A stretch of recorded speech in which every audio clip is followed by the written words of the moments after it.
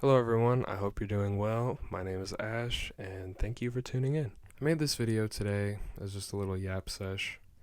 For whatever reason, I'm more comfortable speaking to a camera about my feelings than my own friends and family, but you know how that is.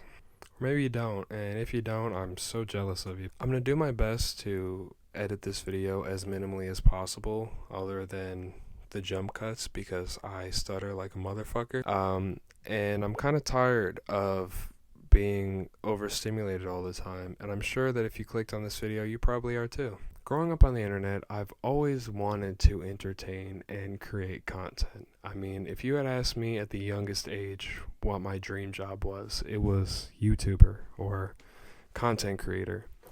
And I think that that's intrinsic with growing up on the internet, but I've always been more of a left brain creative person. When I was 13, I locked myself in my room for an entire summer and taught myself how to edit on a cracked version of Sony Vegas Pro. To this day, I still have cracked versions of Sony Vegas Pro, and no, I will never pay for them. Piracy isn't theft if buying isn't owning. I don't even think Sony owns Vegas Pro anymore, and that makes a lot more sense as to why the notifications I get are about $500 cheaper. But I'm still not fucking paying for it. I've noticed that as a content creator, individuality is almost punished by the algorithm for whatever purpose. I think it has to do with how the algorithm has evolved since YouTube's inception, and kind of hate it in every way, shape, or form because it's just a poltergeist of capitalism. I don't know what your guys' YouTube feed looks like, but I can speak for my own. And over the last year or so, I've noticed that the content that gets pushed to me, at least, is quite literally the same topics or whatever drama or discussion everyone's having that week or month, everyone's talking about. And it's the same 10 to 12 creators talking about the same drama every month or every week. And there's barely any differentiation between these people's content. And it's so fucking, it's just so negative. When you as a content creator have to constantly indulge yourself in internet drama or what everyone's talking about that week, that's really exhausting. I think we're all deeply desensitized to situations and drama on the internet because of how we've kind of just made it a content thing. And I think that directly ties into the level of apathy that I notice from the average person in today's society. And it cultivates a fan base of people that don't really care about you as an individual, but more so the discussion, the drama, the dopamine that they're going to receive from you talking about the topic. I think that as human beings, we kind of harp on negativity. We kind of love negativity because for whatever reason it's almost self-serving, kind of just wallowing in your despair. I'm guilty of it. I'm sure you are too. But I'm kind of fed up with it. I'm deeply fed up with the way that media consumption has desensitized the general population. We all see things every day that affect real people's lives and have real life consequences rooted in the real world. And it feels like not many people take a moment to step back and actually think about the repercussions of the content that they're digesting. And by digesting this content, you are inadvertently supporting the content. I mean, I'm guilty of this as well. That's why I made this video, is because I'm trying to open up a discussion about how we all digest and view content. And I was kind of tired of just dealing with it in my own head. I think short form media, platforms like TikTok and now Instagram Reels, have only accelerated how desensitized we all are to the constant overstimulation and pumping of information that is just shot into our brains every day.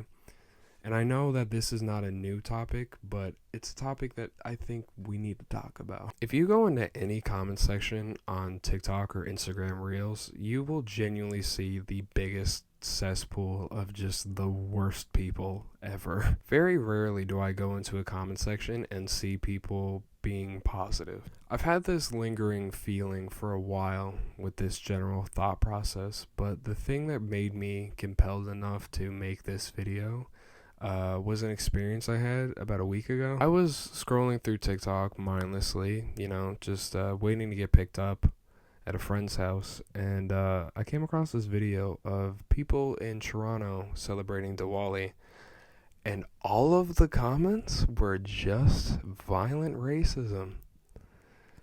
And everyone was just okay with it. In fact, a lot of people were just like, yeah. And I'm like, holy fuck you. Wow, whoa. I think everybody knows that the internet has desensitized all of us to being empathetic to the world around us, but I didn't realize that it was such a big issue. And I think that content generation and how we view content ties into capitalism directly, just on a much smaller scale. A big example that I can immediately pinpoint is murder mystery podcasts, or like murder podcasts talking about killers and fucked up shit they did. I feel like a grand majority of the viewer base of that kind of content don't take more than a second to think about the implications of that person's actions in the real world, and the fact that this isn't just content, this is someone's life that was taken, or multiple people's lives that were taken, and the families affected by it, and so on and so forth. I don't think anyone takes more than a moment to think about how this isn't just something to play in the back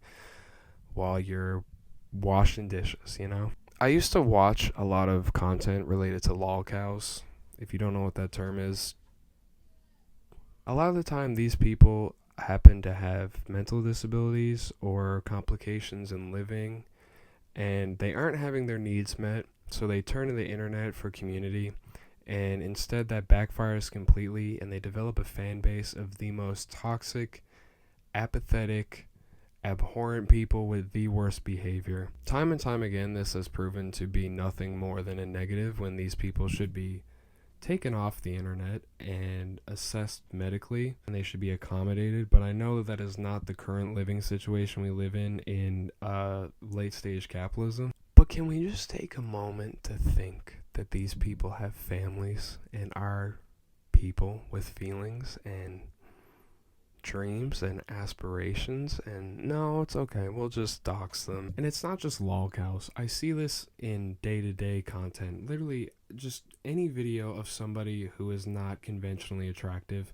you go on their comment section, horrible things. I saw this video of this bigger girl a few days ago, and she was gorgeous. I don't know where these comments were coming from, but it was horrible. The comment section was fucking horrible. And all I can think is, do you people actually take a moment to process what you're writing down? Because this person is going to read through these thousands of comments and then have to go on with their life. And you're just going to scroll and laugh at the fucking next hood irony video. People are going to watch this video and go, oh, you're being sensitive. It's not that deep. You saying it's not that deep is the issue. When I see people on the internet say things aren't that deep, not only does it prove to me that media literacy has gone down the fucking drain, but it also proves my point. We collectively need to be more kind to one another. We are social creatures by nature, and I don't know where this severe loss of empathy has come from. I've noticed that I'm affected by it too, in day-to-day living, and I've put things in motion mentally. I've taken the steps to be more mindful of when I feel apathetic towards things that naturally human beings shouldn't intrinsically be empathetic towards. But I don't think everyone's doing that. And in no way, shape, or form was that me going, oh, hey, I'm on my high horse, high and mighty. But I'm using that as a point to ask anyone who views this video to just be a little more mindful of what we say to strangers on the internet.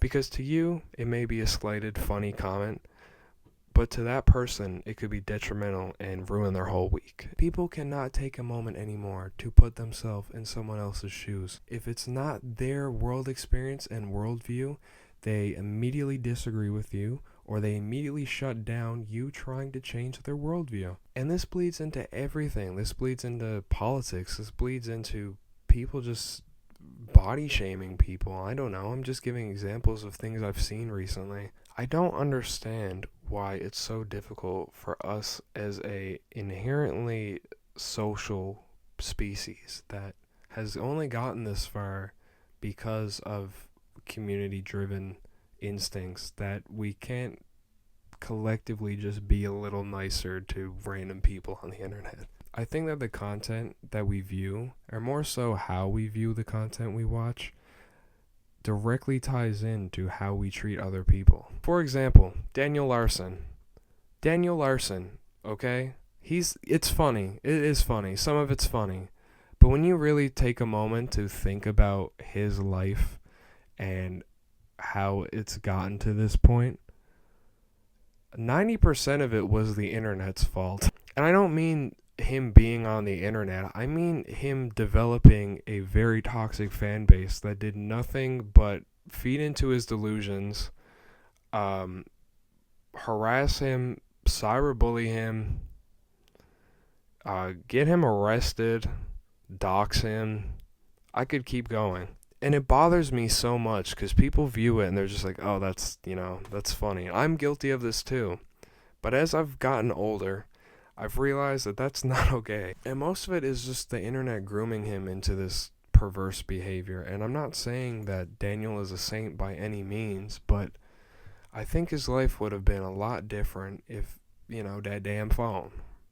Simple as that. It's that damn phone. I think that the way that we view content is harmful, and I think that the algorithms know this, and the people behind the algorithms know that the way we view content is harmful, but they're only accelerating it because it makes profit. But what do I know? I'm just a 19-year-old sitting in front of a camera with Sal behind me, and you're probably going to click off this video halfway through it anyways. If you've gotten this far, I appreciate you for taking the time to listen, genuinely, from the bottom of my heart. All I really want from this video is for you, the viewer, be more mindful of your thought processes. And why do you think a certain way? Do you believe that it's because you genuinely think that way, or you're being influenced by outside opinion? And lastly, go do something nice, please. Don't watch another video after this. If you're going to, take a 15 to 20 minute break. Go pet your dog. Go water your plants. Go listen to some music. On vinyl. Can't be on your phone. That's cheating. If you don't have vinyl, go find a band. I don't know. Go outside. Touch some grass. Do something that doesn't revolve around fueling the hateful content farm that the media landscape has become. Anyways, thank you for watching this video. And if you've gotten this far, consider subscribing. Thank you for watching, and have a good one.